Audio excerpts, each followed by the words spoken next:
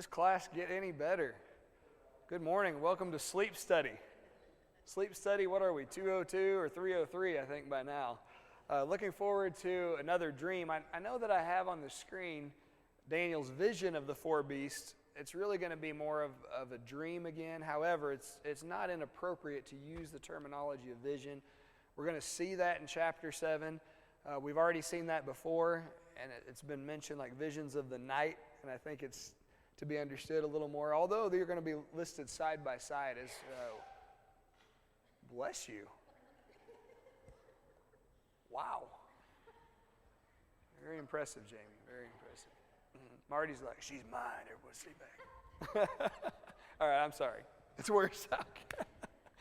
All right, so we're in, hey, Gage, good to see you, buddy. Good to see your friend with us, too. All right, so we're in Daniel chapter 7. If you'd like to make your way there, we will see the visions of the nights, or dream, if you prefer. We're going to see that just right off as we start here. So Daniel chapter 7, verse 1, I will state that it's appropriate to reiterate. We're looking at, as far as the theme goes, stories and symbols. We've had some tremendous stories. We've also had some symbolism. There's going to be lots of symbolism in today's study, and it's not uncommon for Daniel. Either you're dealing with a great story or lots of symbols. That's Daniel. So if you enjoy that, I think you'll really get something out of today's study. Verse 1 of Daniel chapter 7. In the first year, let's get the setting of this down, of Belshazzar, king of Babylon, Daniel had a dream, night, and visions of his head while on his bed. I don't know that it's trying to differentiate so much between he had a dream and a vision like separately. I think it's just saying that he had a dream, but this isn't any ordinary dream, that these are visions that are taking place within it. Then he wrote down the dream, telling the main facts. I can't wait to get into the facts of the dream itself, but first let's establish we are in the opening year of Belshazzar, who's king of Babylon. That's different. Who have we had as king so far all throughout Daniel? Okay, Nebuchadnezzar, right? Okay, very good. Many believe that to be the case. The grandfather, and that would be, if it is so, it seems to be on the maternal side, not the paternal. And that could very well be the case. Good. So Belshazzar, he's going to reign only for 2 years. That's a real contrast to Nebuchadnezzar. I don't know if you recall the exact number for 2 years, it appears. It's a short stay. Yeah, short stay. Very, very contrasted with Nebuchadnezzar.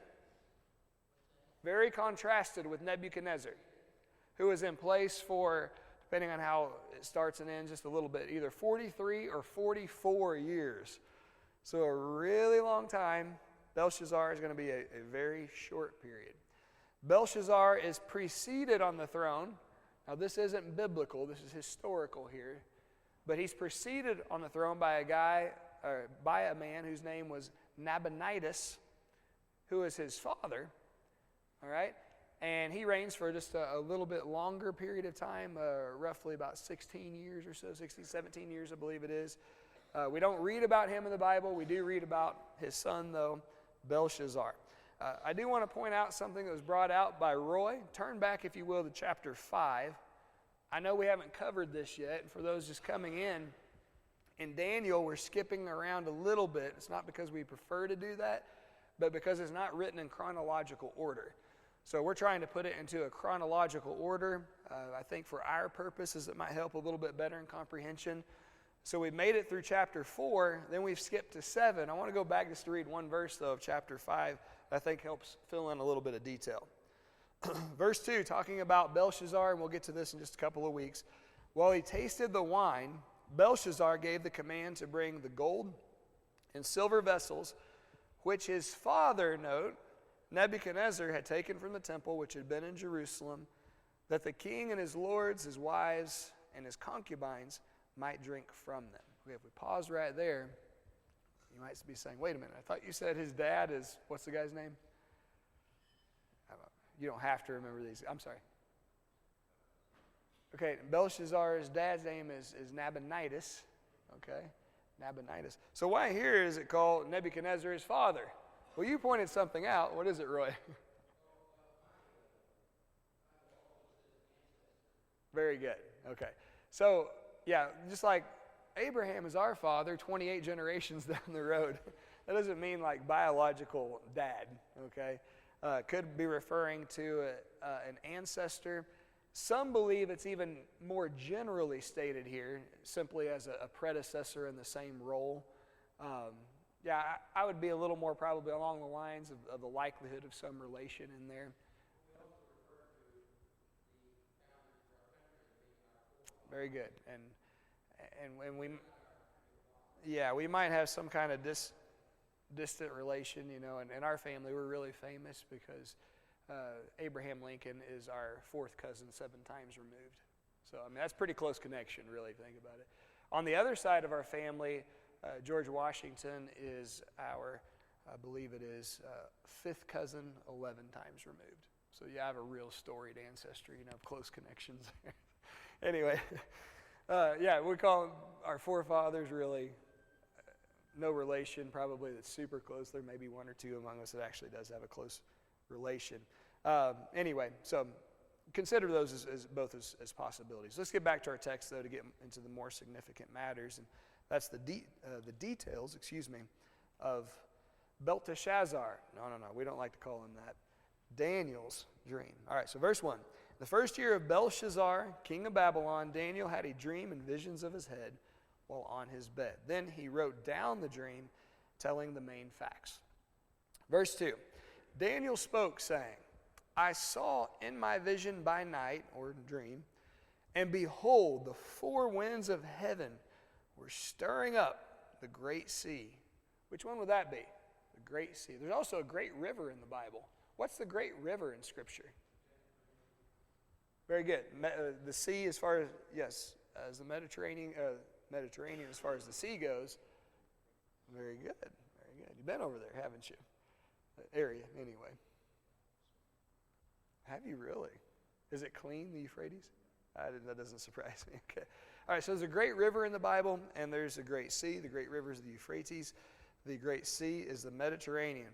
Daniel sees in this dream the 4 winds of heaven coming, blowing in all 4 directions, stirring up these waters of this large body. Verse 3. And 4 great beasts came up from the sea, each different from the other. I don't like to do this a lot, but I'm going to skip ahead in this chapter just for a moment. But first, please, Roy.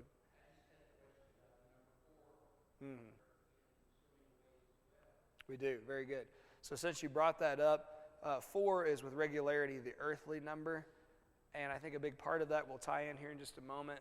There are 4 directions of the earth. And when you consider the 4 directions, you've considered the entirety of the earth. I agree. I think there is a degree of completeness to the earthly number that is often used. Agreed. So, and I think what he's saying here is the 4 winds coming in, is this is a whole world influence that's taking place in these 4 beasts. Once again, the number 4. It comes out. Very good, Roy. Thank you for that. All right, so I am going to skip ahead just a little bit. If you'll allow me, you might not even have to turn the page. Probably several will. But if you look at verses 17 and 18 of this same chapter, 17 and 18, we're going to find this information, and this will be later on in the interpretation of Daniel's dream. Those great beasts, which are 4 kings, or can also be translated kingdoms. So 4 kings or 4 kingdoms which arise out of the earth. But the saints of the Most High shall receive the kingdom and possess the kingdom forever. It's not enough to say that, even forever and ever. Elsewhere you'll find from the ages into the ages, and we just translate that forever because that's the general concept behind it. Okay, so does this sound familiar at all from what we've studied in Daniel so far? So you see this dream, and it's representative of these 4 beasts, of 4 kings, or maybe better, 4 kingdoms. And then, at the conclusion of these, or tied in with the conclusion of these, God's people are going to receive a kingdom, and they're going to be a part of it forever and ever. We've already seen this, right? in a little bit different symbolism, but in which chapter of Daniel? Dos. Excellent. Yes. In the second chapter of Daniel, I've already seen this. It was different. The symbols back there were of a great statue, okay? And there were 4 sections to that statue, Daniel was clearly told, representing 4 kingdoms, all right? And then there's this large stone that's cut out of a mountainside, comes crashing into the image at the base. The wind comes, almost like the 4 winds of heaven, and blowing away all of the dust that's left from the destruction, and this large stone continues to grow until it fills all the earth. And Daniel's told from Nebuchadnezzar's dream that this is the kingdom of God that shall last forever. It's not any different in what's being conveyed, but instead of Nebuchadnezzar's original dream, now it's Daniel's dream. Daniel helped interpret the first one many decades earlier, and now he's given just a little more detail about what this is going to involve in this dream and then in the explanation of its interpretation. So, in verse 4 of Daniel 7, the first, remember, of the beasts was like a lion and had eagle's wings. Bless you also. I watched till its wings were plucked off, and it was lifted up from the earth and made to stand on 2 feet like a man, and a man's heart was given to it. So let's think about the symbolism that's involved. It's not that literally a lion's going to show up and sprout wings and start flying. That's not the point, but it's all representative of things. What do we know about a lion? Very good. King of the jungle, okay? And by king of the jungle, I'm just curious, what do you mean, Miss Fawn? King of the jungle. Oh, it's a predator. All right, so it's aggressive. It kills. And it's very territorial as well. Okay, keep that in mind. Eagles. What do you know about eagles? Birds, and especially a bird as large as an eagle, with those wings, what can it do? Obviously fly, but the benefit is it's highly mobile. It can cover a lot of territory quickly. So you combine these 2 ideas, and you have an apex predator that nobody can stop on the ground. It's not the king of the air. It's not the king of the water. It's the king of the jungle. But then you give it wings, and an eagle's almost kind of like the king of the air. You combine those 2, and that's a formidable foe. He says, I watched till its wings were plucked off. Its mobility, its rapid expansion seems to stop after a time.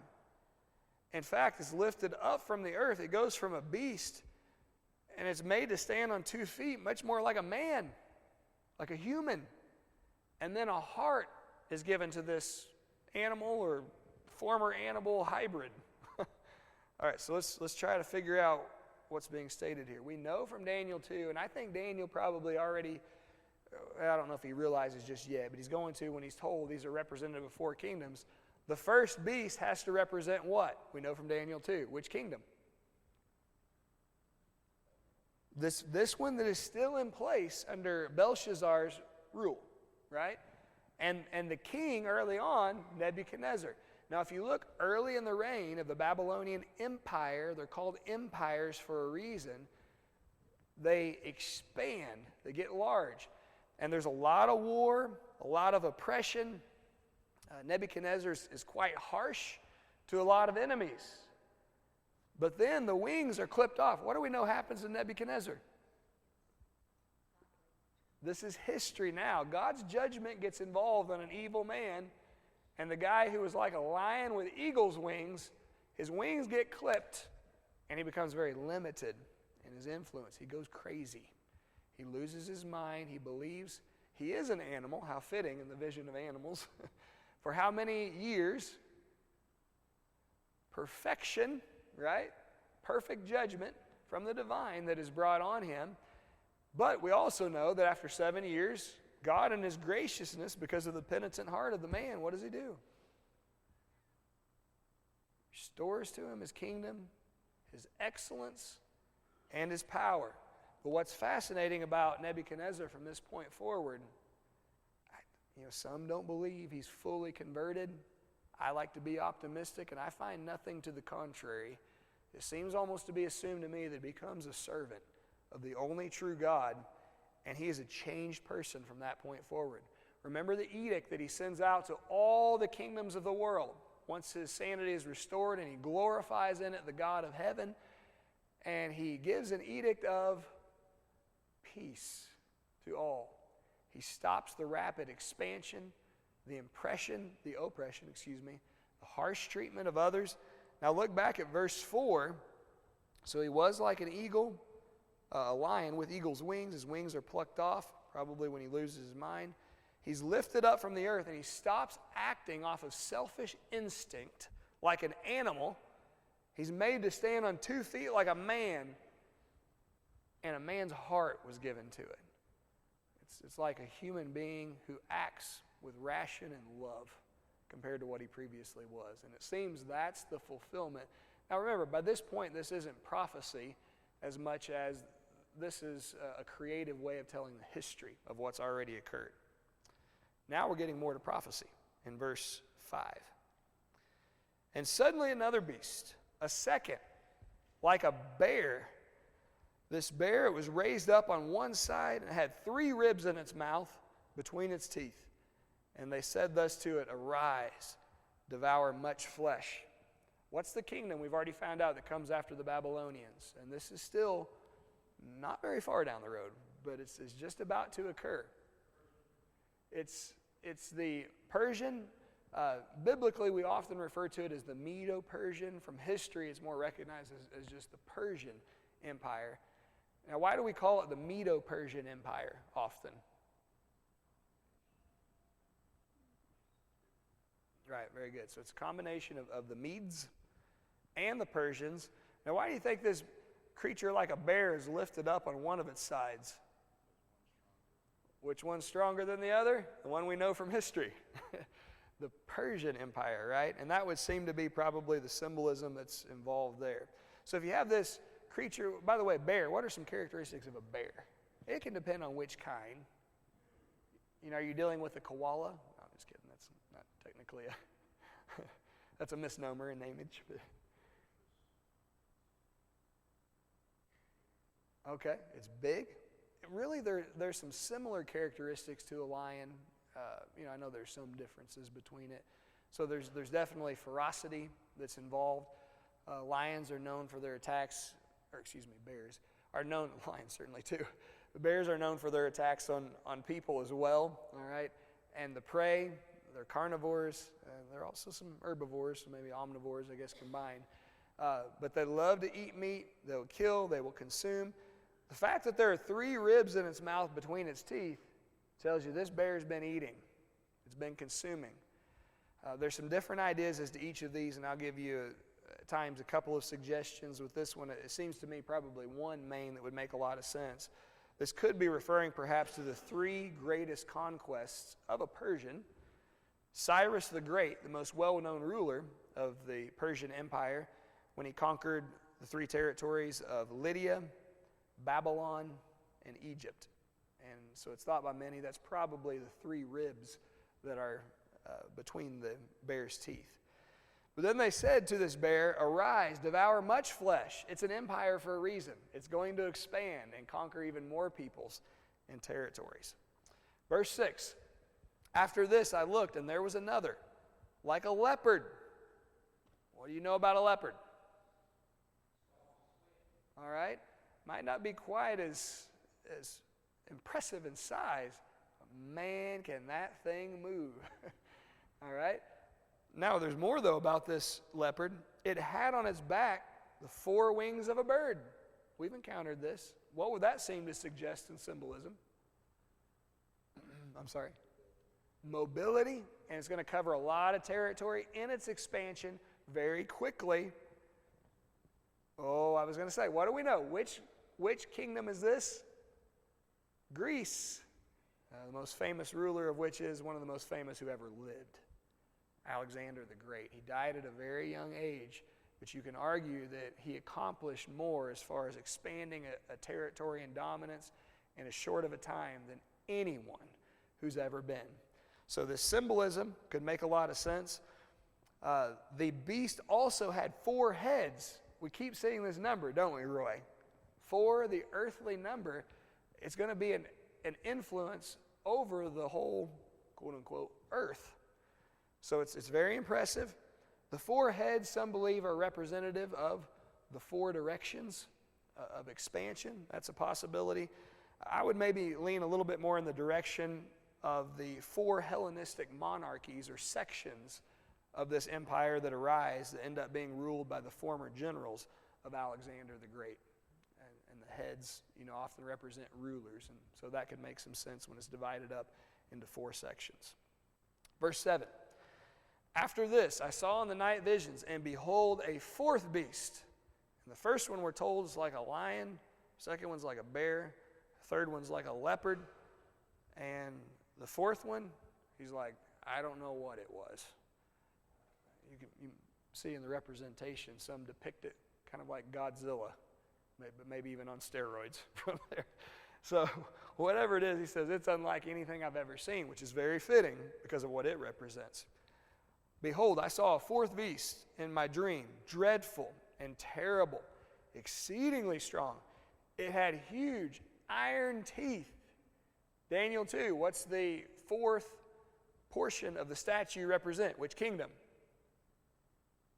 The Roman Empire. And what substance is used to represent Rome in the dream? In part, iron. And then there's also the clay that's mixed in. Iron doesn't mix with clay. It ends up being its undoing. It seems to be the attempts of Rome just to expand. And it gets so large, it brings in parts or clay in representation that it can't even hold itself together. It's often stated that more than falling to a foreign enemy or invasion, which, you could make a case it somewhat does, but it's really more of just a crumbling within that takes place with the Roman Empire. That's quite biblical. But we do know about iron. What's characteristic of iron? Strength. This is a strong metal. Had huge iron teeth. And it's just ripping, shredding apart. Notice it was devouring, breaking in pieces, and trampling the residue with its feet. It was different from all the beasts that were before it. And so how fitting to say with this one, I have no animal to which I can compare it because I've never seen anything like it. The world had never seen an empire like Rome. It's different from all the world nations that had come before, world nation rulers. We're told that it had 10 horns. Okay, so for the animal kingdom, what's the significance of a horn? Let's say for a rhinoceros, what's the importance of its horn? A deer, with cattle. Okay, highest point on the animal, often. Okay, good. Weapon. Good. If you want to control an animal with horns, what do? You grab it by the horns and hold on and pray for dear life, right? That's the strength of an animal. So with this one, it had horns. This is the strength that we're talking about of the kingdom. 10 also, Roy, is the number of completeness. Complete strength is found within the 10 horns. Let's move on to verse 8. I was considering the horns. Well, that makes sense. You see a creature that might look something like the one at the top, some kind of morphed Godzilla. You'd be thinking about that some. I was considering the horns, and wait, there's another horn. It's a little one coming up from among them, before whom 3 of the first horns were plucked out by the roots. And there in this horn were eyes, like the eyes of a man, and a mouth speaking pompous or arrogant words. I want to pause. I'm sorry, go ahead. Oh, I think so. Could be. Very good. Let's kick this around. So he gave a suggestion as a ruler, Caligula. There are a few options here. Good.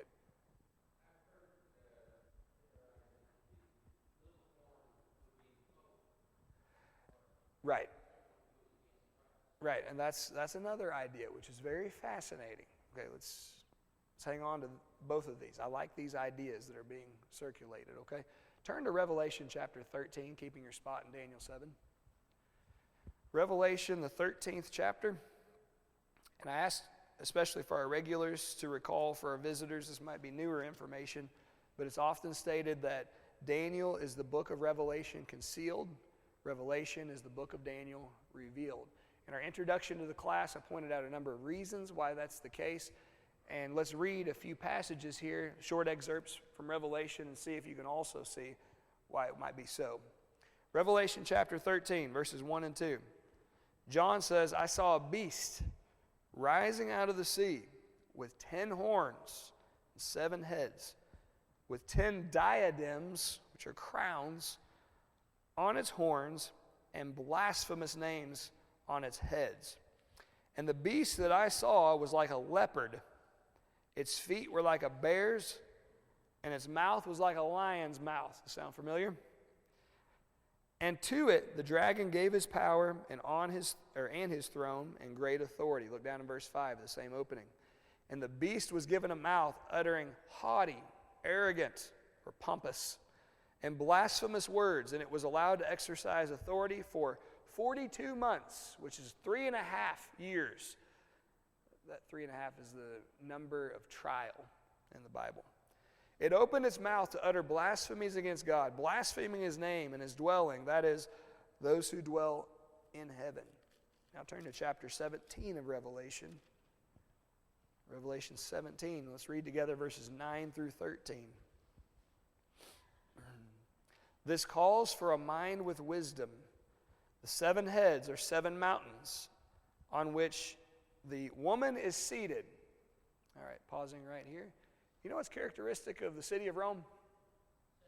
It is the city, quote unquote, there are a few of these in the world, but it is one of the few, very few cities that is built on 7 hills. People would understand this. This calls for a mind of wisdom. The 7 heads are 7 mountains on which the woman is seated, or Rome. There are also 7 kings, 5 of whom is fallen. One is, the other has not yet come. And you look at this history, and you seem to be looking at Nero. As if you're familiar with biblical history, Nero was a terrible emperor toward the Christians. I think you can make a good case toward the Roman Empire, but certainly awful toward the Christians. The one who fiddled as Rome burned. I'm sure you're familiar with that. All right, moving on. And when he does come, he must remain only a little while. As for the beast that was and is not, it is an 8th, but belongs to the 7, and it goes to destruction. Listen to this, verse 12. And the 10 horns that you saw are 10 kings who have not yet received royal power, but they are to receive authority as kings for 1 hour together with the beast. These are of one mind and hand over their power and authority to the beast. They will make war on the Lamb. The Lamb will conquer them. For he is Lord of lords and King of kings, and those who are with him are called and chosen and faithful. Now, there are a few details that are maybe just a little more enhanced, or there's additional information. You brought up the 4 gospel accounts. You'll find a few different details that are included in each one, and that's the case with these prophecies. Listen, Daniel 7 is not in every way an identical prophecy to Daniel 2, else what would have been the need for it to arise, if only for repetition's sake.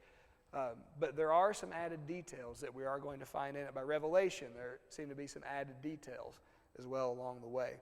But can you see why it's often referred to, Revelation being the book of Daniel revealed? Because it's the same contents and the same prophecies that are being made.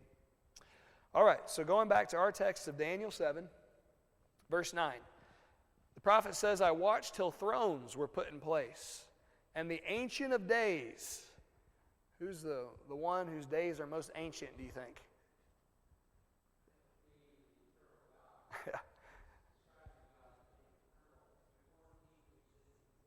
How do you get older than pre-time, right? So, good. The Ancient of Days is a creative reference to the eternal God. His garment was white as snow, which is going to symbolize his purity. The hair of his head was like pure wool, which could be a combination of purity and age, if we choose to look at it that way. His throne was a fiery flame. First of all, sitting on a throne is a judge in a judgment seat. What does fire do? It what? Okay, good. It can, absolutely, Freddie. It can purify. And the more negative connotation of it, as we would see it, it can also destroy. So think about God and his work with the people can either use fire, as he tells us with his people, to purify us, or if we're working against him, he can use that same fire to destroy us. Its wheels, a burning fire. Wheels, kind of like wings, give you movement. You can cover a lot of territory. God's judgment can cover everything in every direction very quickly. I remember Hebrews, the 4th chapter, about the Word of God is living, it's powerful, it's sharper than any two-edged sword. It can split us open and tell you the difference between your bones and marrow, or we can't hardly even point out what a difference between the two are. Everything about us, just like that, is revealed before God. Verse 10, a fiery stream issued and came forth from him. 1,000 thousands or myriads ministered to him. 10,000 times 10,000 stood before him. The court was seated. It's time for judgment. And the books were open. Does this ring a bell to you at all? A judgment seat, God sitting on it, all appearing before him, and books are open. Revelation chapter 20, verses 11 and 12. Daniel is the book of Revelation concealed. I will say this, though. I don't know that we're looking at this point at the judgment at the end of the world. We have to be careful, because when God's judgment takes place, a lot of the wording is the same, whether it's a temporal, earthly judgment or at the end. And I think it's just judgment in general. I don't think we're talking about the end, and I'll point out to you why that's the case here in just a little bit. Verse 11, I watched them because of the sound of the pompous words which the horn, representing a ruler of Rome, was speaking. I watched till the beast was slain and its body destroyed and given to the burning flame. I don't think this is intended to be chronological when it's stated in verse 12. As for the rest of the beasts, representative of the other kingdoms, they had their dominion taken away, yet their lives were prolonged for a season and a time. Now that's really interesting. I'll be honest with you and tell you I'm not 100% sure as to the meaning of that. It might have something to do with an influence that's greater, that lasts on. Anyway, I'm certainly open it up if anything you'd like to share as to possible meaning there. If not, though, let's do our memory verse, 13 of Daniel 7. Daniel chapter 7, verse 13. Roy?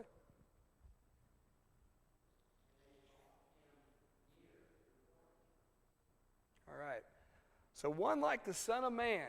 I picked this one because this is obviously a messianic prophecy, a title that's used for the Christ, the prophesied one throughout the Old Testament. And so what's perceived in this vision is the Son of Man, or Christ, notice, coming to the Ancient of Days. First of all, where does the eternal God, we often refer to as God the Father, where does he dwell? Where does he always dwell? He's in heaven. So you have the Son of Man, or Jesus, a man. He's a descendant of a man. Of course, we understand more than that. And he comes to him. So this is Jesus approaching where God lives in heaven. When do you know of a man, the Christ, who approaches, who comes to God in heaven? When does that take place? Okay, after the resurrection, and eventually then, and the ascension. No, you're exactly right. Yeah, after the resurrection, he ascends to his Father, and in the ascension, he permanently goes to ascend to be at the Father's right hand. So they bring him near before him. What's the purpose? Verse 14. Then to him was given dominion and glory and a kingdom, that all peoples, nations, and languages serve him. His dominion is an everlasting dominion which shall not pass away, and his kingdom the one which shall not be destroyed. When does Jesus receive a kingdom granted, handed over by the Ancient of Days, the eternal God, his Father? Justin? After the resurrection, right? And you can make a case. The ascension because he shows himself for Acts chapter 1 for 40 days. But then he tells the apostles, the disciples, 120 of them, but the apostles in particular, do not leave here, Jerusalem, the city of mountains, because a stone is about, in fulfillment of the prophecy, to be cut out of the mountain, to crush into the statue, and to fill all the earth as an everlasting kingdom. The second chapter of Acts is when and where this prophecy is really fulfilled. All right, so this is the presentation of the dream. I know we've already worked on some interpretation of it. Let's look a little bit through the rest of it. Verse 15, I, Daniel, he says, was grieved in my spirit within my body, and the visions of my troubled me. We live in a very blessed time when hindsight spiritually is 20/20. And we say, oh, okay, this is Babylon, this is Persia, this is Greece, this is Rome. Here we are as the church and Jesus people. I mean, they don't know all this stuff back then. Even people guided by the Holy Spirit, they're being given the information, but even the prophets themselves don't understand the things that they're speaking and writing down. Now, they will snippets at portions. Sometimes they'll have explanations given. Sometimes they don't. Daniel is so grieved because he has no clue as to the fullness of what he's just seen. He's still in the first leg of this under Babylonian rule. Verse 16, I came near to one who stood by and asked him, probably an angel, the truth of all this. So he told me and made known to me the interpretation of these things. We read earlier, those great beasts which are four kings or kingdoms which arise out of the earth. But the saints of the Most High shall receive the kingdom and possess the kingdom forever, even forever and ever, or into the ages of ages. Then I wish to know the truth about the fourth beast. And he's going to, I think, explain in part why. Remember, he's already had a dream and received a lot of information about these four kingdoms. But there seems to be more of an emphasis in this one on the fourth of these kingdoms. So he would like to have some more detail concerning it. He says it was different from all the others, exceedingly dreadful, with his teeth of iron and his nails of bronze. Bronze represents what? War, or instruments of war. So with his iron, it's very strong, sharp teeth that is using to shred anyone that gets in its way, using military might with the sharp claws or nails of bronze. It devoured, broke in pieces, and trampled the residue with its feet. Makes perfect sense. Just think of how the Christians were treated, and not just the Christians, the Jews also, and other nations around by the Romans. Very harsh treatment. Verse 20, and the 10 horns that were on its head, and the other horn which came up, before which 3 fell, namely that horn which had eyes and a mouth, which spoke pompous, which is arrogant, even talking toward God, blasphemous words, whose appearance was greater than his fellows. I was watching, and the same horn was making war against the saints and prevailing against them until the Ancient of Days came. And a judgment was made in favor of the saints of the Most High. And the time came for the saints to possess the kingdom. So does it make sense here? The time period to which we're likely referring. It takes place within Roman rule, and God's people receive a kingdom that will never pass away. Jesus spoke in the 17th chapter of Luke, verses 20 through 22. Do not think that the kingdom of God is like all the other kingdoms of the earth. The kingdom of God, he says, does not come with observation. You're not going to say, oh, look, here on the map, it's like the boundaries of America. There you find it. For, he says, the kingdom of God is located where? Within you. Within me. Look at Hebrews chapter 12. Verses 28 and 29. Therefore, in the first century, since we are receiving a kingdom which cannot be shaken or will never be destroyed, let us have grace by which we may serve God acceptably with reverence and godly fear. Listen to this. Does it ring a bell? For our God is a consuming fire. Remember the fire that issues out from his throne in the time period of reception of the kingdom. So Daniel 7:22, the Ancient of Days came. Judgment was made in favor of the saints of the Most High. the time came for the saints to possess the kingdom. Then he said, the fourth beast, you want to know about all this stuff here, let me give you a little explanation.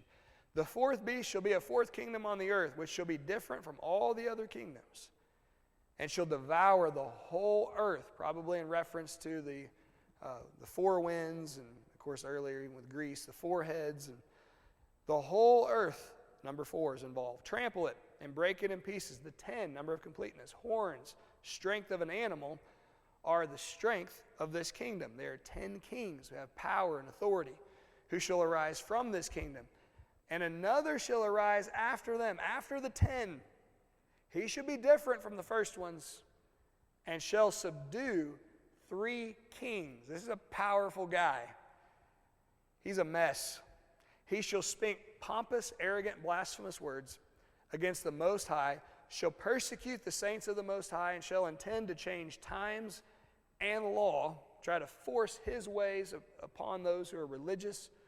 Then the saints shall be given into his hand for a time and times and, do it the right way, half a time. In Revelation, this prediction about the persecution by the beast is for 42 months. 42 months equate to what? 3.5 years. In Daniel, a time is what? A year. Times, as in more than one, be 2. 1 plus 2 is 3. And then half a time. He's teaching exactly the same thing. Only in Daniel, he's measuring in years, and in Revelation, it's being measured in months. The book of Daniel is the book of Revelation concealed. The book of Revelation is the book of Daniel revealed.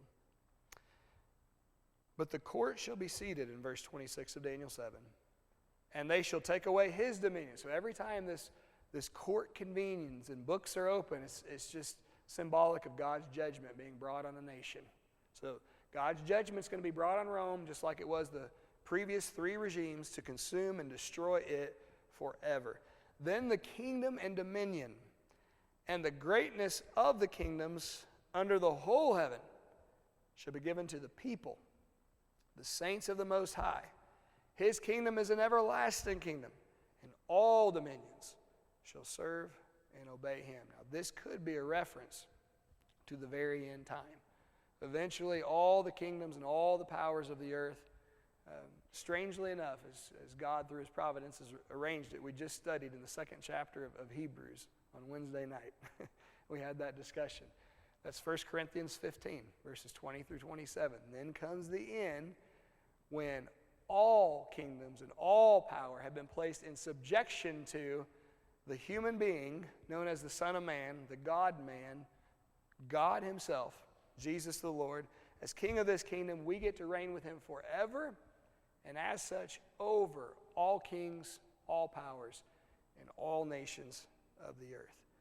Paul speaks of this in 2 Thessalonians 1, when God comes in his fiery judgment with his powerful angels, and he destroys with everlasting destruction those from the presence of the Lord. But he says, when he comes in that day to be glorified in his saints and admired among all those who have believed, because they have believed our testimony. All right, we conclude with verse 28 of Daniel 7. This is the end of the account, Daniel says. What kind of a night do you think this might have been for Daniel sleep-wise? Everything that we've just absorbed, tried to absorb right here, is all dreamed in a night. This is the end of the account. As for me, Daniel, my thoughts greatly troubled me. See, he doesn't understand all this. And my countenance changed, but I kept the matter in my heart. As we close, I ask you to consider the words of a couple of songs, older songs we sing in worship. I always thought to be very beautiful. The first one is Where No One Stands Alone. And at the end of the 2nd verse, which is the conclusion of the verses, it's mentioned, but I don't know a thing in this whole wide world. And that's worse than being alone. Of course, the song isn't all gloomy. That's not the point of it. It's, but God is with me to hold my hand all the way, and he understands. And that's the point of it. On our own, when we don't understand something that's so imperative that it would be really helpful to know, that's the worst feeling in the world. But then I'd like to quote a second classic church hymn song. I don't know about tomorrow, I just live from day to day. And the chorus is, many things about tomorrow I don't seem to understand, but I know who holds tomorrow, and I know who holds my hand. And I think Daniel at this point could probably really relate to that. He's probably like, look, people probably like the king think I'm really smart, and you guys reading later, I'm a dummy, I don't know anything, I'm sick, I don't want to live life anymore. It's the worst feeling in the world, I think is what he's saying. But essentially he's stating, at the same time, I recognize, well, I don't know about tomorrow, I know who holds tomorrow, and I know who holds my hand, and that's the strength that will get me through. And so we'll close on that for right now. For next time, if you will, please read the 8th chapter of Daniel. So we'll have one more in succession here before we back up again. Daniel chapter 8, and let me make sure I'm giving the right verse. The second to last, 26, I think. Yes, verse 26 is what we're going to memorize. And as we leave, I didn't have time really to get into this. I just want to state. So in the Roman Empire, the 10 horns, it's mentioned, are 10 kings or rulers or emperors, we would know them later as. And then the little horn that comes up, the 11th. Some believe it's a reference to the Roman papacy. Could be. I think it's fascinating. You look in history and you find the 11th ruler of the Roman Empire, excuse me, to be a guy by the name of Domitian from AD 81 to 96. Look at his actions, what he does in the temple, what he proclaims about himself to the people of God, the terrible persecutor that he is of God's people, and then compare that to the prophecy that's made about the little horn. I think you'll be impressed by what you see from God's mind in history. All right, any final remarks about what we studied today in Daniel 7? Yes, sir, Roy.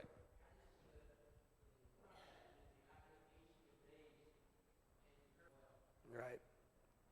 Yeah, no, I'm with you. It's beyond me, Roy. I wish I could do it justice and put it in words, but I'd failed.